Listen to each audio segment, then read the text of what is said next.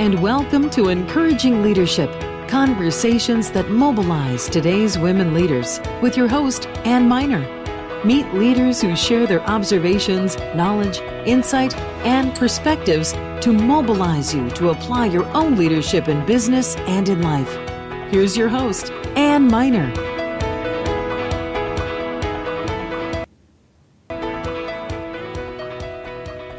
Hello, it's your host, Ann Miner, and I want to welcome you all to the very first show of Encouraging Leadership, conversations to mobilize today's women's leaders.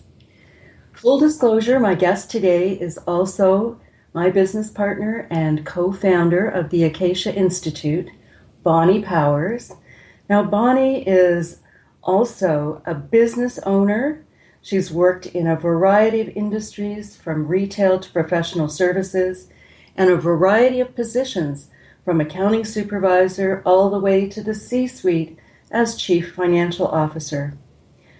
Bonnie brings a broad perspective on operations and cultures that lead to successful organizations. And Bonnie, welcome. Thank you for having me, Anne. I'm so excited to be on the first show. Yes, me too. Now, Bonnie, would you like to start us off by telling how the Acacia Institute came into existence? I would love to talk about Acacia. We are so proud of the Acacia Institute. We've had our first cohort, our second cohort actually, go through, and we're just thrilled with how it's working out. How Acacia came into being was a collaborative effort between the three of us, seeing a real need for retaining women leaders in all kinds of organizations, not just business organizations, political organizations, community organizations, not-for-profit organizations. Women leave organizations when they move into leadership roles, and we really wanted to help women and organizations be successful by retaining those women leaders. We were really inspired by the Dalai Lama when he quoted, I think it was in 2008 at the Women's Leadership Conference, and he said, "The world will be saved by the Western women," and we really wanted to be a part of that. So the three women, yourself, Tamina, and I, are very different, but we bring our strengths and talents together, and bound by our unity of values and principles, we had a deep desire to make a difference and to make a sustainable change for women, thus the birth of Acacia. Our values are so important to us, and we came up with the Acacia tree that incorporates all of our values. So it's an acronym, of course, the Tree of Life, as the Acacia tree is sometimes known. So our values are, we are authentic. The Acacia tree is really familiar, it's unmistakable, and it is an authentic tree. We are compassionate.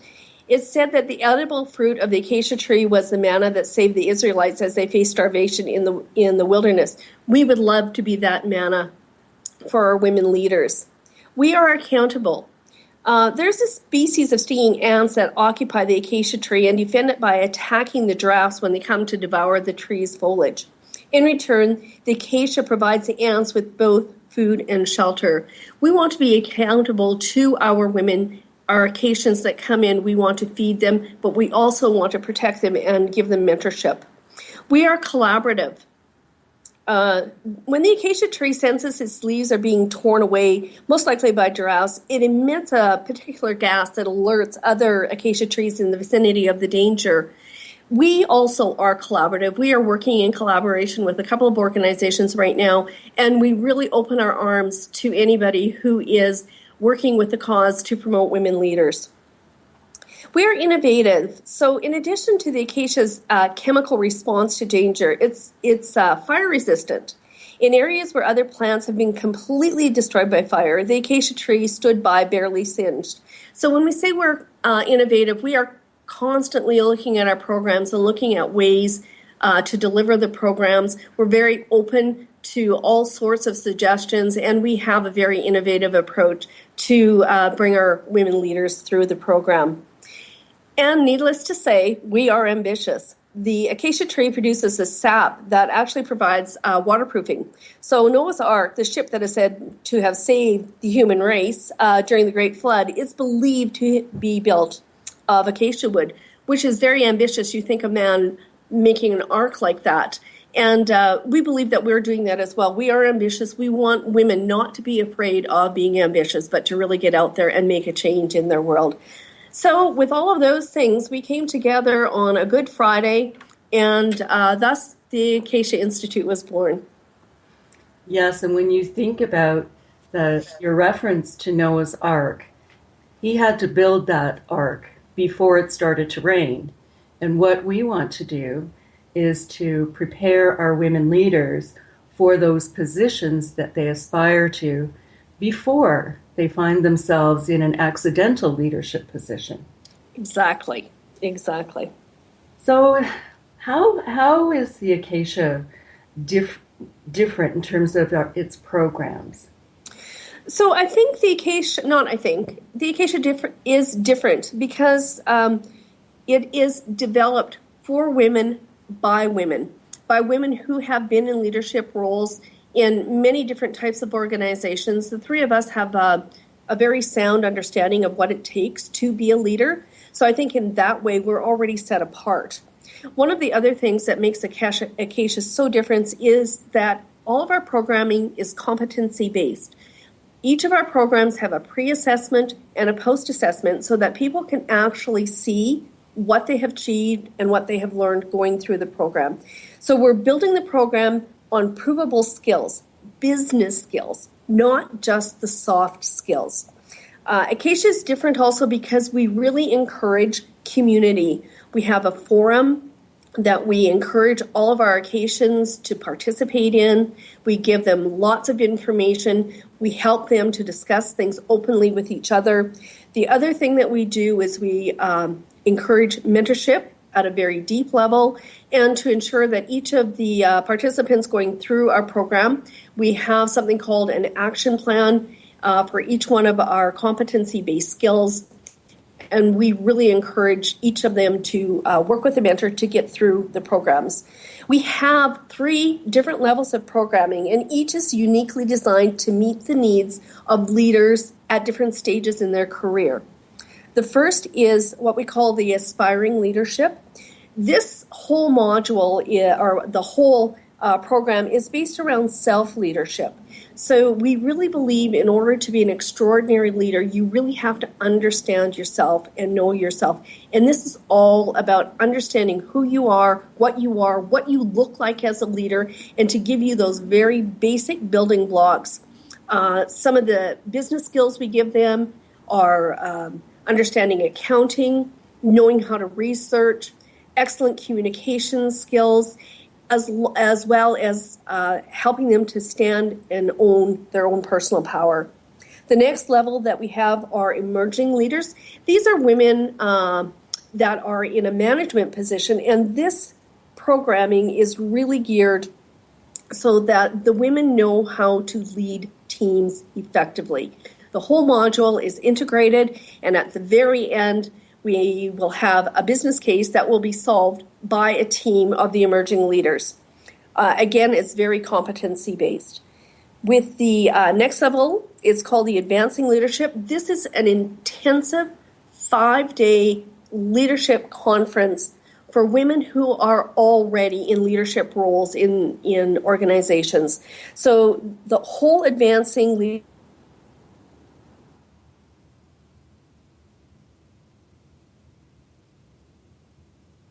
Oh, we seem to have lost Bonnie there for a moment. Well, while we're waiting for her to jump back in, let me just carry on a bit here about the Acacia Institute. Bonnie was talking about the Advancing Leaders level and how this is an intensive 5-day immersion experience for women who are already in a leadership position. The first of these will be launched in October of 2016. From the 16th to the 21st, we will be gathering in Niagara-on-the-Lake at the Prince of Wales Hotel, where we will come together and learn and share and exchange, role model, practice in a safe environment where everyone's intention will be to encourage and uplift their fellow colleagues. Bonnie, are you back with us? I'm back. Okay, so I'm going to have you pick up where I left off there. Well, I'm not exactly sure when we lost connection, but I was talking about the Advancing Leadership program, and I heard that you were talking about where it was held. Yes, and I did give a bit of an overview, but please fill us in with some of the program elements. The Advancing Leadership program is really geared towards the executive woman, the woman already in a senior management position. So it's very much about organizational leadership. It's an outward-facing role, and it's a very strategic role that these women are facing. We know that understanding their leadership style and how it is perceived by others is ultimately very important. We want these women to really get who they are and how they can impact change in organizations. So some of the programming that we have around that is to really understand their role as a leader. We are going to really delve into something called emotional intelligence. We are going to do a 360 assessment so they have a view of how everybody looks at them. We are going to have keynote speakers, and we are going to have women who are already advanced in their leadership role come in, and the women at the conference will be able to have intimate discussions with them in a really safe environment and find out what it takes to lead and perhaps what challenges these other women have had. The capstone of our program is each of the women participants will be giving a 5 to 7 minute talk on a relevant subject that will be videotaped, and of course it will give them and show the world what experience they have in leadership. So we're very excited about this program. Exactly. So have you managed to collect some feedback from participants to date or from their employers? Yes, we have. The program that is running right now is the Aspiring Leadership Program, so we don't have any feedback from the Emerging or Advancing, but we're anticipating that the feedback would be very similar in that we really want women to embrace their leadership and their skills and their abilities. So some of the things that we've heard are this. One of the participants, this is from an employer, they've said their employee that has going through the program has shown such a positive energy and attitude since starting the Aspiring Leadership Program. Another has said that the ability to learn and apply knowledge is showing up daily in the work. We do something called the DISC, which is a behavior profiling tool that we use. And the comment from that is it has brought clarity on how she communicates, and how she is communicating effectively has brought a huge benefit to the organization. One of the candidates says, I now know how to accept a compliment without being embarrassed. Another candidate says, respect in the workplace was an eye-opener. It hit close to home. She now knows the difference between bullying and harassment, and that neither are acceptable in the workplace. From another candidate, I am so glad that I can write with more confidence after going through the business writing skills. So these are just some of the comments that we've had, and we are very happy to that the program is going so well. Well, those are all very positive comments, and particularly so early on in the program, huh? Yes, it is. I mean, not that there hasn't been a few little technical glitches, but the programming has been well thought out and well coordinated with the skill level or the management experience of the candidates, and that just shows in the feedback, and we're really happy to have that. Now, you mentioned that we have partnered with some other organizations. Do you want to share with our listeners which organizations those are?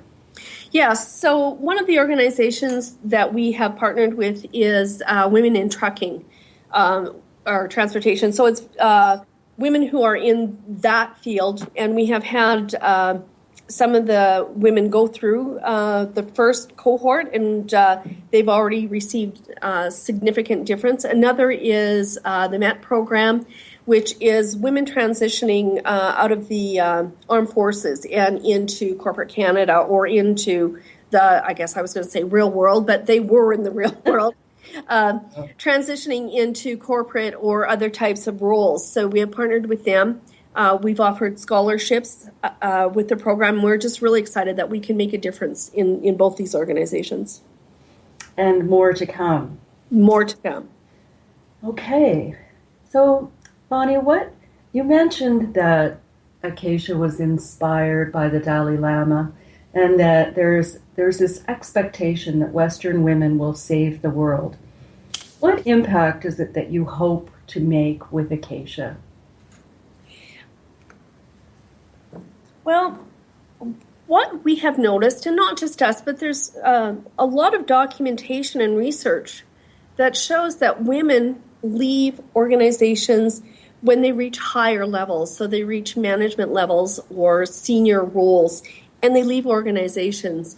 We really want to help organizations retain women at these high levels.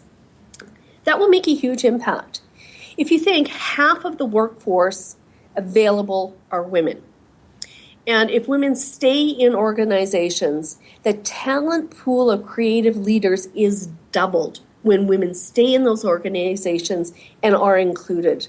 So what we have to do is we have to change the business conversation to include women. We have to change corporate structures that were primarily designed by men to include women. We have to help women understand their effectiveness, and they have to understand their power and not be afraid to use those words. Men through the ages, in corporations, in not-for-profits, or whatever organizations, are not afraid of the words that women seem to shy away from. Those words being influence, those words being power, those words being ambitious. These are really great words, and we really have to change the conversation in the corporate structure so that women are included in those. We want to help women to help women. So what I mean by that is, rather than going up into that executive suite or that C-suite and pull the ladder up behind them, we really want to encourage and train women how to extend the ladder down to bring others forward. Well, exactly. And I recall there have been a number of research studies done comparing women's confidence and willingness to put themselves forward. That I think it was done by Hewlett Packard, but if I've got that reference wrong, I hope you'll forgive me. Where candidates, male and female candidates, were given job descriptions with 10 prerequisites or criteria, qualifications. And women consistently looked at that list, and they might have 8 or 9 of the qualifications checked off, but if they didn't have all 10, they wouldn't put their application forward. Yes. Whereas the male candidates were happy to apply for that position if they had 6 of the criteria and believed that they could learn the rest on the job. And I think that this is a reflection of a particular area where women need to have courage, need to be brave and take the risk to put themselves forward. What's the worst that can happen? The answer could be no. Well, the answer is always no if you don't ask.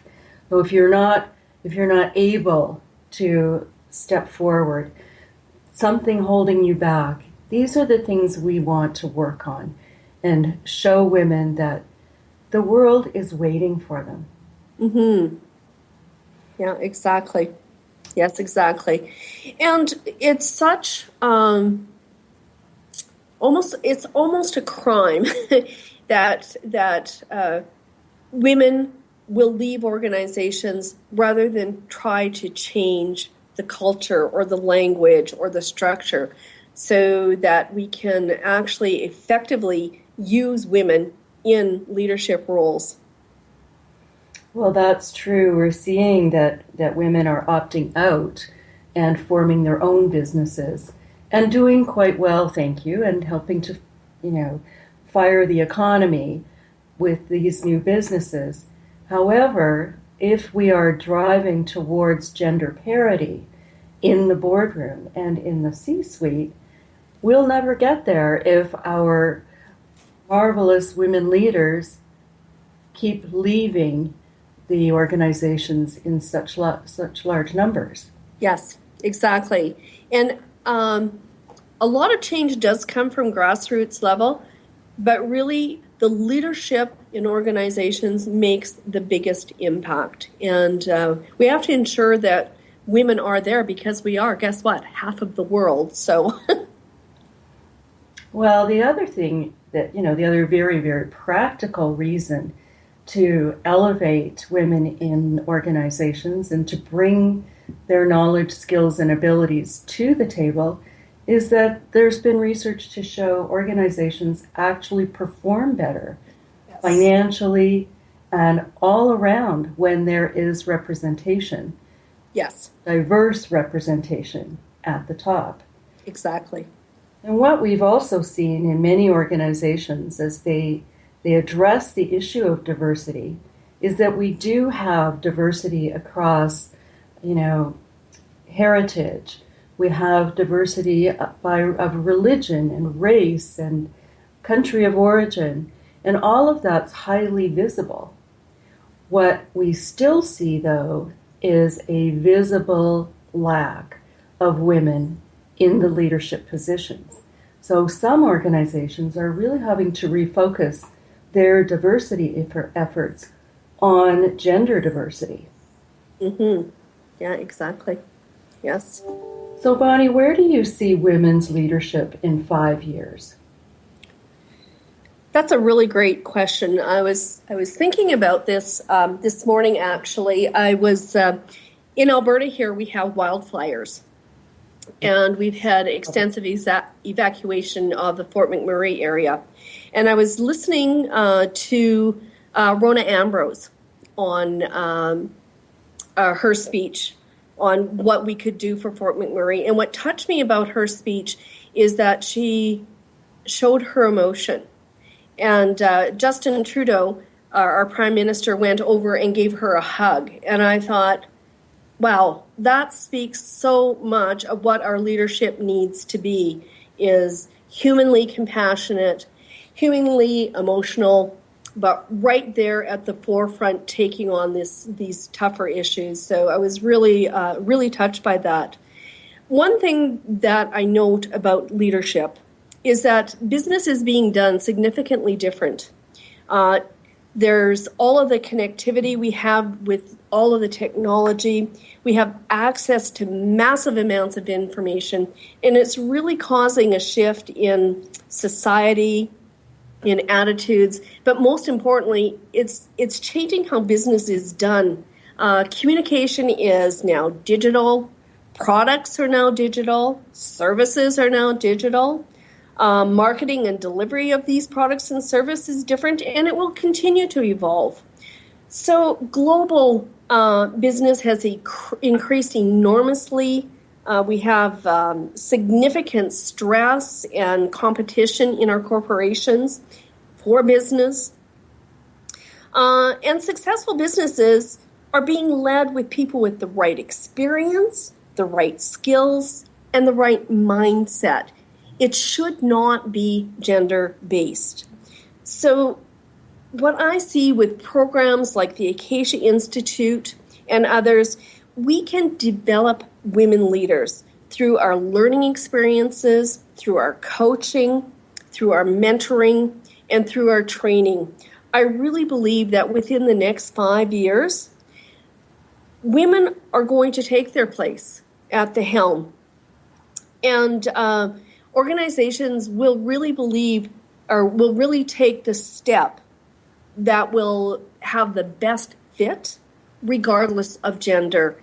It's not going to be all-inclusive in 5 years, but I believe that as we become more aware of these issues, that if we have programs that not only delve into the softer skills, but that will actually build women up with great business skills, with great confidence and great experience, that we will take the helm. We will move further and further along the way. Well, that's a great vision for 5 years, and I think many would agree with you that gender parity is a little farther off than 5 years, but we all can work towards a world in which everyone's skills, abilities, talents, and contributions are valued, appreciated, and leveraged to the benefit of organizations, be they for-profit or not-for-profit, and that we can all look to working together in a collaborative and compassionate manner. Now, the other night I was at an event with a group of senior women business leaders, and I have to tell you that when we talk about confidence, confidence is a critical element. One of the women speakers is an elected official in our parliament, and she asked one of the other panel members, who had been very high up in the world of finance on a global level, how do you find the confidence to keep going? Critical question. And coming from one who has already achieved a position where others would look to her for the answer to that question. So we will be working together to instill this critical sense of self-confidence in the women who engage in our programs. Yes, we will. Now, Bonnie, we have a couple of minutes left. What thought or mobilizing message would you like to leave with our listeners today? What I would like to leave with our listeners today is actually a quote from a very unlikely source, you may think. Dolly Parton said something, and it has resonated with me. And it says, what she said is, if your actions create a legacy that inspires others to dream more, learn more, do more, and become more, then you are an excellent leader. And I would love for our Acacians to have that legacy. You're absolutely right. That is an unlikely source, isn't it? And what powerful words from Dolly Parton. Yes, we need to lift one another up. We need to inspire, and we need to mobilize.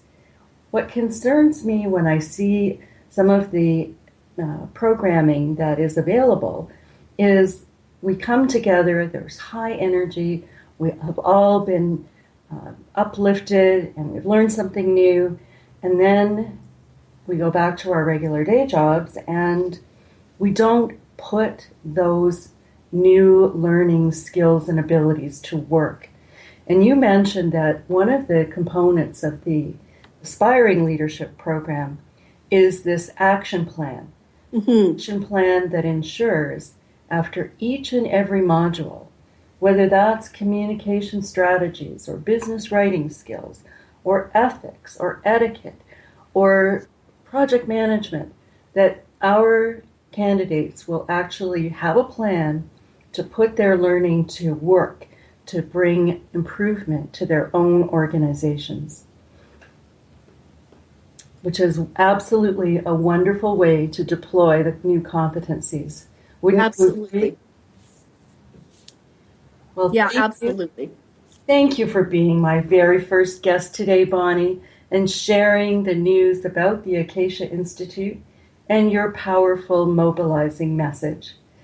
Listeners, I am so glad that you've joined us. These conversations will continue and bring to you mobilizing, inspiring, new perspectives over the course of our programming. We'll say goodbye for now. We'll thank Bonnie once again, and we'll hope that you'll join us next week for more encouraging leadership conversations. Thank you for listening to Encouraging Leadership. To learn more about our host, Ann Miner, and the Acacia Institute, please visit acaciainstitute.com. Join us next week at the same time, 1 p.m. Eastern, for more encouraging leadership. In the meantime, be courageous.